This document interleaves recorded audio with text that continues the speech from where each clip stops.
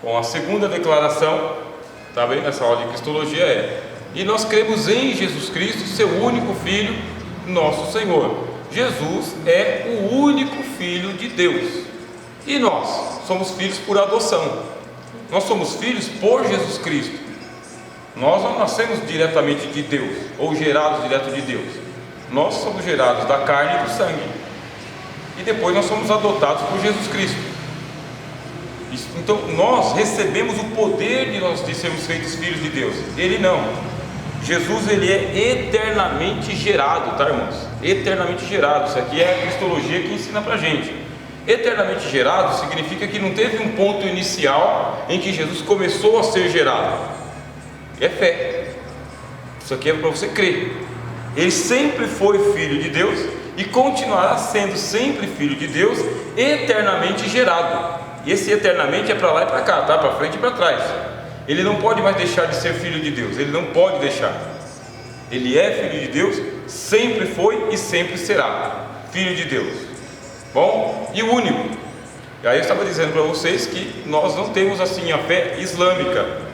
Os muçulmanos acreditam num único Deus, que eles chamam de Alá, que não é o Deus do Novo Testamento, tá bem? Não se confundam. É um só Deus, mas não é o Deus do Novo Testamento. E também não é o Deus dos judeus. Mesmo que eles falam que é o Deus de Abraão, Isaac e Jacó, mas eles sabem que não é o Deus dos judeus. Porque o Deus dos judeus é chamado de Yahvé, Elohim, ou Hashem, ou Jeová. E o Deus dos judeus não é o Deus, não é da mesma forma como os cristãos creem. Os cristãos não creem da mesma forma como os judeus creem. Por quê? Para os judeus, Deus não pode ter filho. Ele é o único, soberano, está no topo da pirâmide, é inacessível também, e Deus não pode adentrar no nosso mundo, e nós devemos ser filhos da lei. Sendo filhos da lei, aí Deus vai te aceitar como filho dele. E qual que é a lei? Aquela que ele entregou no alto do Monte Sinai para Moisés. Não confundir jamais, tá bem? O Deus islâmico com o Deus cristão. E não confundir o monoteísmo cristão com o monoteísmo judaico. Tem uma playlist lá no canal Conhecimento de Fronteira, onde eu explico sobre monoteísmo, tá?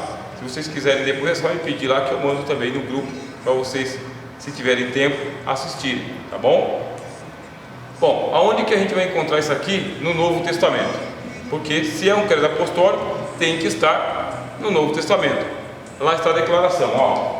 Porque Deus amou o mundo de tal maneira que deu seu Filho unigênito, irmãos. Isso aqui é uma declaração de fé. É o único Filho que Deus gerou eternamente. Filho unigênito.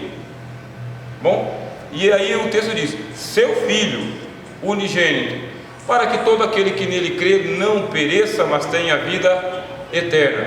Porque Deus enviou seu Filho ao mundo, não para que condenasse o mundo, mas para que o mundo fosse salvo por ele. Quem crê nele não é condenado, mas quem não crê já está condenado, porquanto não crê no nome do unigênito Filho de Deus. João, o apóstolo, ele colocou esse aí. Na hora que ele estava escrevendo, ele foi medindo as palavras. Porque os apóstolos, irmãos, eles tinham um cuidado para falar de Jesus que nós evangélicos a gente não tem. Eu vou falar de Jesus. Eu vou falar o que de Jesus? Eu não posso inventar um Cristo. Que título que eu vou aplicar a Cristo? Quando eles falavam Jesus é o Cristo, saía um peso. Para nós não, é moda. Jesus é o Cristo. Colocar na placa do meu carro, né? Vou colocar na bandeira, Jesus é o Cristo. Para eles isso aí tinha um peso, porque só podia haver um Cristo, que é a tradução da palavra hebraica Messias, ou Mashiach, aquele que Deus ungiu com o Espírito Santo. Na hora deles falarem Jesus é o Cristo, não é fácil. Jesus é o Messias, não é fácil. Mas aí eles falam, tá bom, Jesus é o Messias. Quando eles vão dizer que Jesus é o Filho de Deus, João está pedindo as palavras, ó, unigênito, aquele que foi o único que Deus gerou eternamente, como filho. Deus não gerou como anjo, Deus não gerou como uma criação qualquer, Deus gerou como filho e filho de Deus. Se você não crê no unigênito Filho de Deus, você não tem a vida eterna. Aí vem a lógica: muçulmano crê que Jesus é o único Filho de Deus? Não, eles não creem. Eles dizem que Jesus, ele é filho de Maria, um profeta, eles chamam de Isaac, mas não é o Filho de Deus. Olha o texto, irmãos. O texto diz, quem não crê, tá, já está condenado, porquanto não crê no nome do unigênito Filho de Deus. Muçulmano não crê, por isso muçulmano entra nesse parâmetro aí de perdição ou de condenação. Judeu crê que Jesus Cristo é o Filho de Deus? Judeu não crê que Jesus Cristo é o Filho de Deus, o unigênito, tá bem? Não crê. E todas as demais religiões são assim, não creem que Jesus é o unigênito Filho de Deus. Você vai para o hinduísmo, que é a religião dos hindus, tá? 1,5 bilhão de hindus espalhados pelo mundo. Os hindus creem que Jesus é o unigênito Filho de Deus? Não, porque eles falam que Krishna é um Filho de Deus, que existe Brahma, que é um Deus, mas tem Vishnu, que é outro Deus. O hinduísmo crê assim? Não. E o budismo? O budismo acredita que Jesus é o Filho de Deus? Não, eles acreditam que Jesus é um iluminado, igual Buda foi iluminado, que igual Moisés foi iluminado. Quer dizer, quem é que tem a exclusividade da revelação de que Jesus é o Filho de Deus? O Evangelho, o Novo Testamento, o cristianismo. Aí vocês vão ter aquele problema, mas é o cristianismo inteiro que acredita que Jesus é o Filho de Deus? Não. Por quê? Porque dentro do cristianismo existem igrejas, denominações, ministérios e seitas. Tanto é que os arianos, quem são os arianos? Havia um bispo, eu vou explicar isso aqui mais para frente. Havia um bispo, não é um pregador itinerante, tá bem? É um bispo. O nome desse bispo é Ário, tá bem? Ele era presbítero do começo. E ele não era um presbítero assim, cheguei na igreja, tá, deixa eu recolher oferta. Ele era um presbítero de posses. Ele era um homem de dinheiro. Ele tinha posses. Ele é proprietário de muitas terras. E ele era um homem de influência, inclusive. Ele conhecia gente no poder, tá? O poder. E o que acontece? Ário não acreditava que Jesus era o unigênito Filho de Deus. Ele acreditava que Jesus era um Filho de Deus. Que teve um tempo que Jesus não existiu e houve um tempo que Deus criou Jesus. Ário, presbítero, tá bem? Que começou a ensinar isso daí. E como ele tinha dinheiro e como ele tinha influência, ele começou a espalhar esse pensamento. E quem não acreditava no pensamento de Ário era perseguido. Porque a maioria dos cristãos no mundo inteiro acreditavam que Jesus era o unigênito Filho de Deus, eternamente gerado, que não houve princípio, como ensinou o apóstolo Paulo, como ensinou o apóstolo João, como ensina o Novo Testamento, como a fé que está no nosso coração diz, como testifica o Espírito Santo. Só que o pessoal fala, não tem lógica, porque se eu admito que Jesus é o Filho de Deus, então eu tenho dois deuses. E aí eles querem esvaziar o mistério, que a gente está falando aqui que é mistério, querem esvaziar o mistério com uma fórmula teológica. Que Deus nos guarde, de esvaziar o mistério com uma fórmula teológica. É melhor abandonar a teologia do que esvaziar o mistério. É um mistério, mas eu creio por fé. A igreja crê por fé.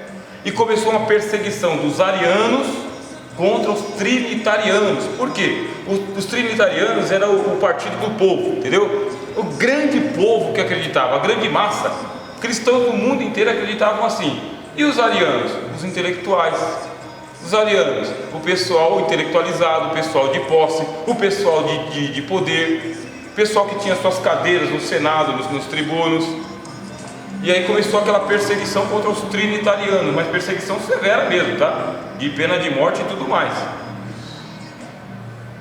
Bom, esse pensamento ele existe até hoje, tá? Existem os cristãos que são arianos também.